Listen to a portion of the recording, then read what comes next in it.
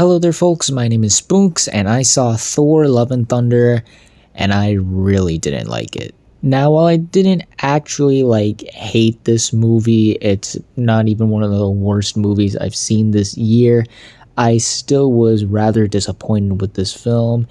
Even though I'm not a really big fan of the Thor films in the MCU as a whole, I thoroughly enjoyed Ragnarok. I thought it was a step in the right direction for the character and this Thor mini franchise in the bigger MCU franchise. It was fun, exciting, hilarious, and just an all-around great movie. I really enjoyed Ragnarok, and I was really excited to see Taika Waititi return to the character and the world of the MCU and bring his signature flair to the character for another round. But unfortunately, the spark was kind of gone here, as once again I wasn't a fan of this film. And while I wouldn't say it's the worst film in the MCU, as I did prefer it over stuff like Thor: The Dark World and even Eternals, I was still very disappointed with Thor: Love and Thunder.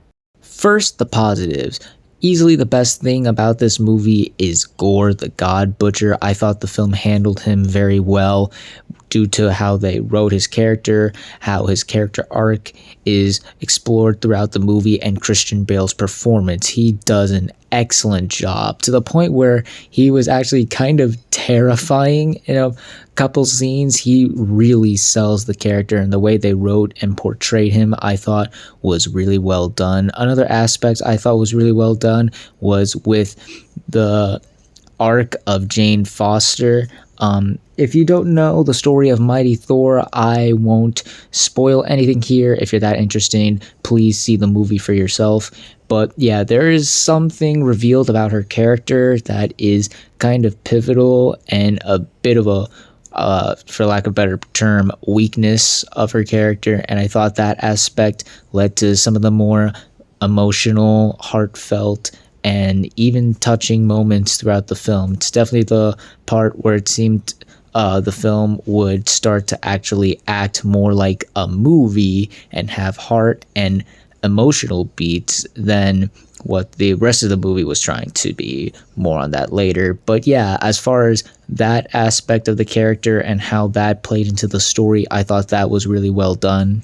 There were some moments scattered throughout the film that made me laugh and chuckle here and there, nothing gut-bustingly hilarious like Thor Ragnarok or other MCU films, but I cannot deny that I did chuckle and laugh throughout the film, even though the majority of them were already shown in the trailer, but whatever, they were the best jokes in the movie, so... And of course, the last positive thing I can say about this movie is that the action scenes are really well done. They're well shot, well choreographed, intense, exciting, all that jazz. It's really no surprise to say that the action scenes in an MCU film are really well done. It's pretty much the exact same thing as saying like the animation in a Pixar film is also spectacular, so you just come to expect that at this point. But even though you've come to expect that doesn't mean that you're still not impressed with how well they're still able to do these scenes. And the MCU is certainly still really good at making awesome action scenes. But unfortunately, I do have a lot of issues with this film. First off, the story, to put it simply, is just rather unengaging or captivating enough to keep the audience invested, and that is because they don't treat the story with enough severity or seriousness to captivate the audience. As on paper, this is honestly one of the most depressing, somber, and darkest films to come out of the MCU. There's a lot of dark things that happen and occur in this film that I think explaining it out loud to a person will make them go, oh my god, this is a Marvel movie. But the way the film handles it, it makes it feel like they almost just rather don't care, as they're more focused on telling jokes and going, look how random and silly and absurd everything is happening and going on in this movie. Isn't it ridiculous and crazy?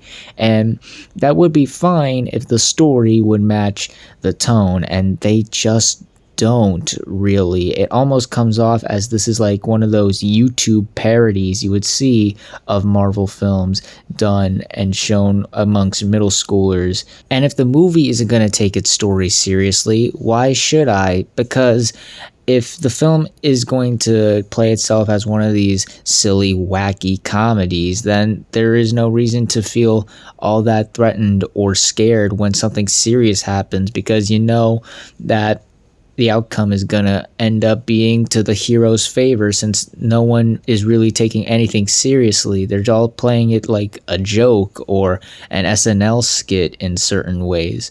Speaking of comedy, this movie is just not that funny outside of the couple times where I chuckled and laughed, and I cannot put any more emphasis on the small amount of times where I genuinely laughed. This movie is just not that funny. It's just a bunch of the characters rambling or being random and interacting with the random chicanery, and it doesn't feel like they're playing it up to a degree where it can be funny. It just feels like it's random, and that's the whole basis for the joke. Also, we gotta cut it out with the screaming goats joke. It was funny in 2013 as a simple one-off YouTube video thing, but now we're just being a dead horse. Like, come on, let it die already. We get it. The goats are screaming. So what? The characters in here, while not unlikable or annoying, I still found to be rather uninteresting, as some of them felt unnecessary, or they were just playing characters that were just former shells of what they once were, outside of Gore the God Butcher and some elements of Jane, of course. With Thor, he's just playing his character from Avengers Endgame, but to a much more exaggerated degree, so basically it's him just being a little bit more dumber at this point, interacting with certain things. And it would be fine as a couple times, but that's his whole character, and that's how he interacts and acts throughout the majority of the film. Korg and Valkyrie felt pretty pointless. They didn't really do much or add anything. And while I did like the one aspect I stated previously about Jane Foster, she just felt like she was just going through the motions. It just felt like this was like an SNL sketch to Natalie Portman, so she didn't really have to try with certain points. And if you were excited to see the Guardians of the Galaxy team up with Thor, I hope you are excited for the first 5 minutes, because that's the only amount of time they're in this movie. And the last negative thing I will say about this movie are that while the action scenes are fun and exciting, I gotta be honest, the visual effects in a lot of the scenes were kind of cheap looking and looked like they were rushed out and pretty unconvincing at times, which is strange because this is from the biggest movie studio in the world right now, and this is very much not a cheap movie to make, so you really gotta question why some of these VFX and green screen look so bad. Does it have anything to do with the fact that Marvel is apparently treating their VFX houses poorly with bad management and strict deadlines?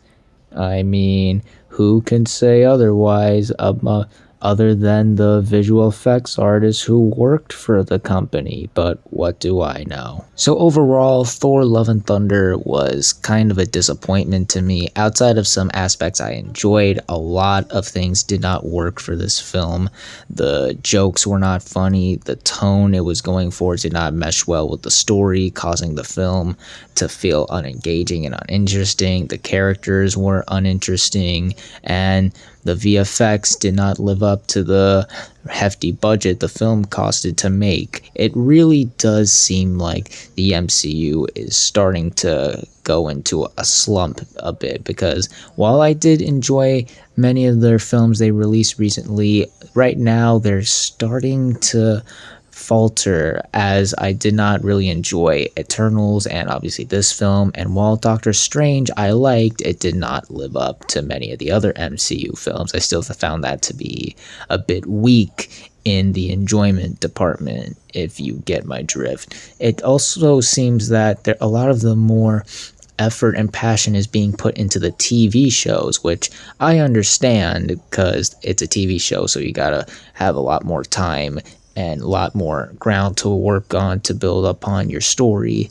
But if you're going to put more emphasis on your TV shows, then why bother even releasing these movies, and why should I care about these movies as a whole if you're not going to put the same amount of effort into this? Again, it's not the worst thing ever. It's not even a contender for worst movie of the year.